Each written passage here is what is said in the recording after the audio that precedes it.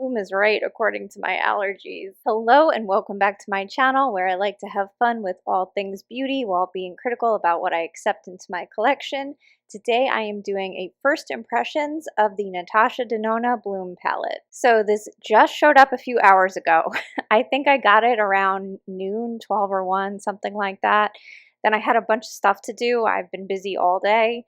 But I did rush a bit because I only have like a very limited amount of time today to film, and then I'm busy all day tomorrow. So rather than let this go, I'm going to try to kind of rush this. Now, granted, I've only used this palette one time, and I do apologize for not doing these eye looks on camera. I'm definitely going to show close-up photos so you can see the looks that I've created. I have 2 different looks on today, but I'm unfortunately not set up for that at this point. I really do need to address that and figure that out. But in the meantime, I think I'm more effective just coming on here and talking to you about my experience, and I will definitely show close-ups so you can see what's going on in my eyes too. Okay, now I'm going to put in some footage of up-close swatches.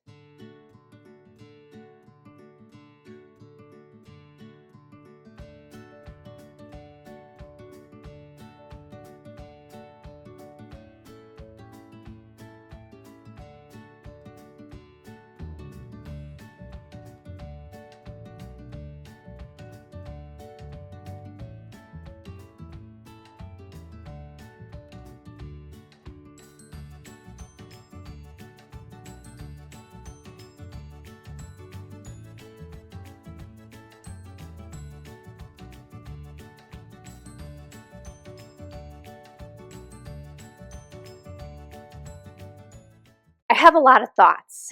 I have a lot of thoughts, and I feel like I'm definitely going to forget things. So this is only a first impression.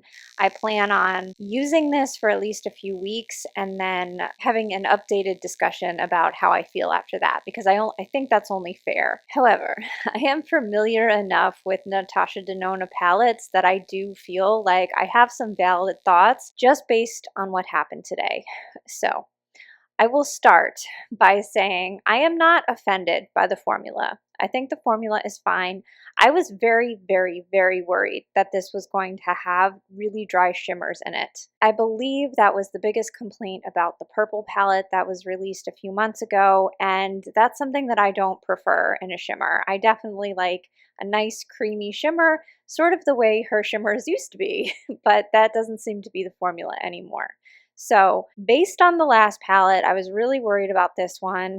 I was somewhat relieved because I guess that I was just expecting the worst. So it didn't take much to not impress me, but at least alleviate my worst fears that they are unusable. They are not unusable. Every shimmer is usable and has a decent amount of shine. If you are a shimmer gremlin, the way I am, you live for that. So that's why I wanted to start this review by talking about the most impressive shimmer and why you may not need this palette if that's what appeals to you the most. So I noticed very quickly that the shade Equinox, the one that she herself has been talking about the most, is the standout in this palette, both in formula and impact. So even though this wouldn't be my preference in terms of being my perfect color, I think it's definitely the best formula, and because of that, it's going to be my favorite shade in the palette. It has the most shimmer impact, so of course it's the one I like the most. But I thought it looked familiar, so I brought out my 2 minis. So I have the Mini Retro palette and I have the Mini Starlit palette. These 2 right here. So I screwed up here. When I first was looking at the 2 mini palettes, I thought I was looking at 2 separate shades, but I was actually reading the shade names backwards, and they are both, in fact, the same shade. To be fair, they did look slightly different to me and in person, and I've heard other people say that, but for all intents and purposes, they're exactly the same shade. So when I reference 3 different colors, just know that that's my mistake, and it's really, we're comparing 2 different colors here. So we are comparing Equinox from the new palette on the left, and Galaxia from the 2 mini palettes are on the right. The 3 of them are distinguishable in the pans, but in swatches and on the eyes, they are a lot more similar. So I would say if you are the most curious about Equinox and you own either Mini Starlet or Mini Retro, you're good. You have something just as good. And I'm going to put in right now a video of me doing hand swatches so you can see for yourself. First, I'll put a video where I've marked where each swatch is on my hand. And then I'll do a full screen of the swatches on my hand so you can see for yourself.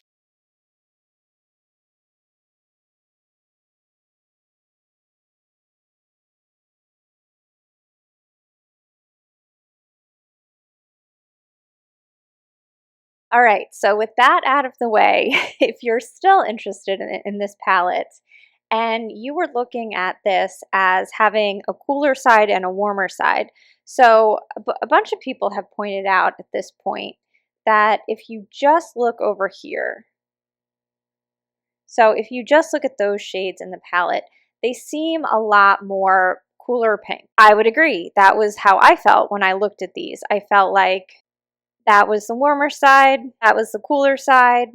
And really, honestly, what pushed me to get this palette was looking at the cooler side and looking at all these colors together in one place and being like, pink is flattering on me. I'm just going to buy it because at the end of the day, pink is flattering on me. However, I think neutral pink looks the best on me. What I really can't stand is orange.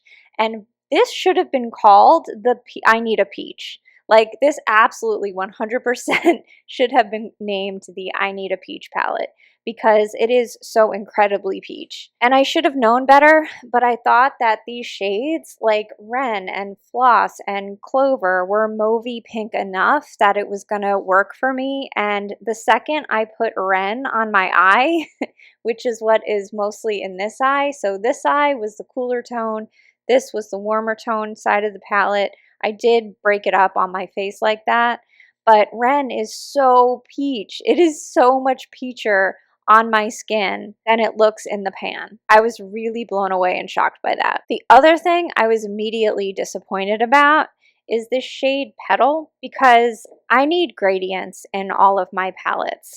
I always contour my eyes to make them look bigger. That's just what I like. That's what I'm used to. That's what I know how to do, and that's what I like. So I always need a lighter skin tone shade in there. Petal looked like a great fit, but it's too dark. It really, at the end of the day, it's too dark. And as you can see, looking at the fair shade in my I Need a Nude palette, like I use that shade every single time I do eye makeup. And actually the reason I've used this palette so much, the I Need a Nude palette, is because I would reach for it to set my looks up on a daily basis. When I was using my indie shimmers, I liked this matte formula the best. That's why picking up her mini palette of just the matte neutrals that came out a few months ago was such a good purchase for me because I use the crap out of that every time I reach for my indies. A lot of times indie brands just don't have my perfect mattes, so it's a go-to again and again. That's why I've used the fair shade to the point where I'm not sure I could even get a brush in there at this point. Petal is nothing like that. Petal imparts way too much pigment to work as either a primer setter or, you know, an inner corner brightening matte, whatever I'm trying to use it for, under the brow to clean up my brow, whatever. It's just too dark. I still used it today in that way, and I was able to genuinely get away with it.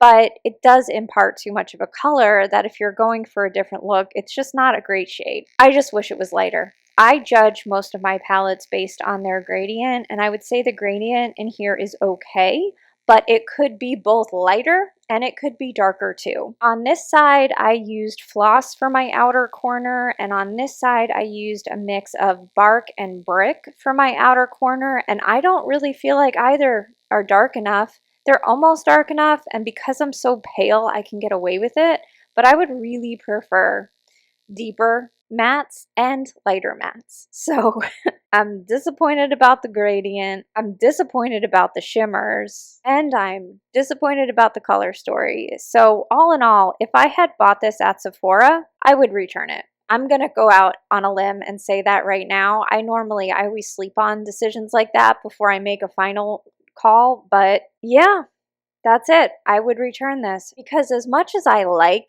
both of my eye looks today, I could easily do that with the collection that I have already. I did not need this palette for that.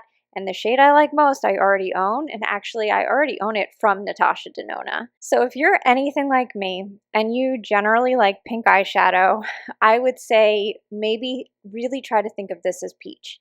If you frame this as being a peach palette, maybe that might help you make a decision that is better for you in your collection. I think the only other palette I own from her that I like less than that, well, I like the Glam palette less, probably because those shimmers are all satin, and I hate that palette. I hate that palette so much. I don't even know if it's in my collection anymore. But the biggest Natasha Denona dud I have is Sunrise. So this even the formula is bad. So the color story was bad for me, and I hated the formula. So it's better than this palette, it's better than my Glam palette, but ultimately this was not a good addition to my collection. Because I bought it directly from her website, I don't feel like returning it is an option. I'm going to try to make the best of it. But I'm probably going to mostly want to repeat only one look. I like the formula of Equinox, but the other shimmers, Lush is the only one, well, Lush and Crisp, I guess, are the only one that even have a little bit of real sparkle in them. The rest are like satins. The rest really don't have any sparkle at all. So it's only Crisp and Lush. Crisp is weak. It doesn't show up. It is very pretty if you concentrate it in a swatch, but it doesn't show up that well. So because of that, I'm not excited. I did put it in my inner corner today on both sides actually, and it works, but it's not fantastic. And Lush is pretty when you really look at it, but on my eyes, I feel like it's just a little bit too dark, and I don't mind a dark base if the shimmer particles are light and bright and, you know, bring light to the situation. And I feel like the base kind of overtakes this and it makes it just all around more dull. So I'm not a big fan of any of the other shimmers in this palette. Man, I really am Debbie Downer today. All right, I think the last thing that I wanted to talk about, because it surprised me a little bit, was actually the shade Brick. So in the pan, I thought that this was going to be a relatively dark terracotta, and when I put it on my eyes, it was actually lighter than I expected. So when I put it on my outer corner on this eye, I thought that it was going to help darken the lighter brown shade Bark. That was kind of how I was going to use it today. And while I did like the color more than I expected to, it just didn't function the way I had thought it would when I originally looked at everything together in the palette before I bought it. So I guess that's really it. Those are my genuine first impressions.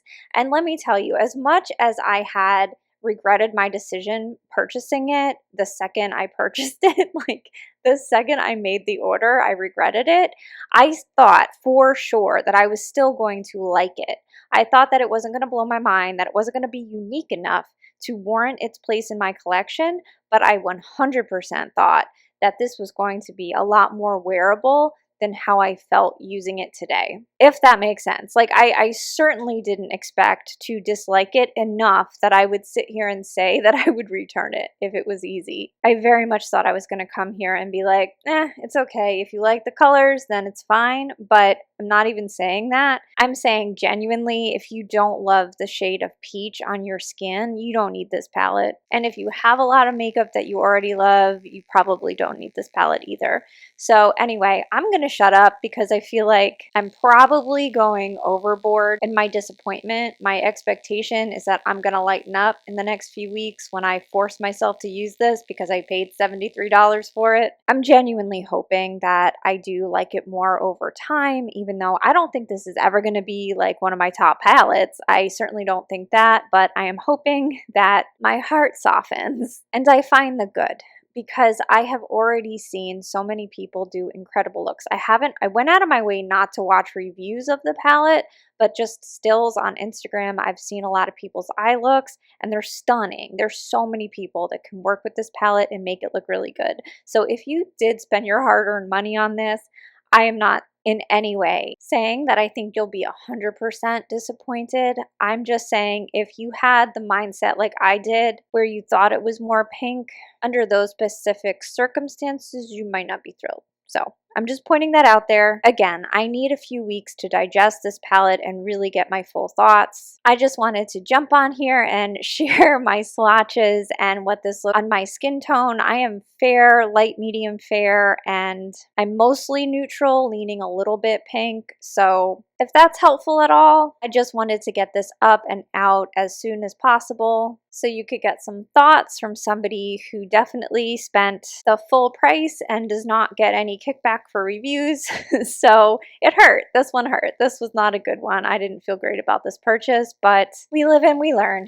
I have an Odin's Eye palette on its way, so I'm really hoping that I'm going to like that one a lot more. I think that one is going to be a lot more up my alley in terms of color story. So that is coming up, and I'm going to share more looks over on Instagram. When I get enough looks, like 5 or 6 looks, I'll put them in a short on here. But in the meantime, when I do day by day looks, those are all going to go on Instagram.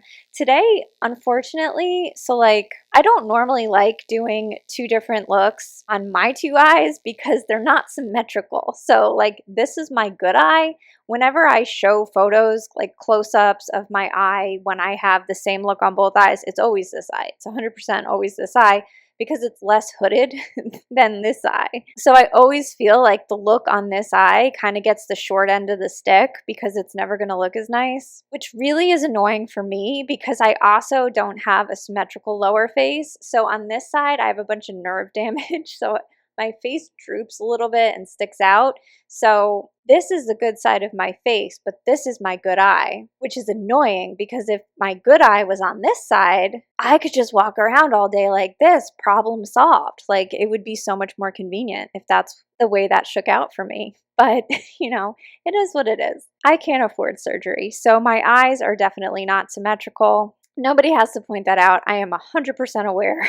But I did want to throw that out there because I do think I'm biased. Whenever I see the look on this eye, I'm always like, well, that's way better. But, you know, that does have a little bit to do with it. Anyway, those are my thoughts so far about the Bloom palette. The formula is fine, but I'm not happy that I bought it. So hopefully, if you are on the fence and you have any of the same preferences as I do or have a big collection, hopefully this was clarifying, and hopefully my next review will be a lot more positive. And I hope you are having a fantastic day or night wherever you are. Take care of yourself. I love you so much, and I'll see you in the next one. Bye-bye.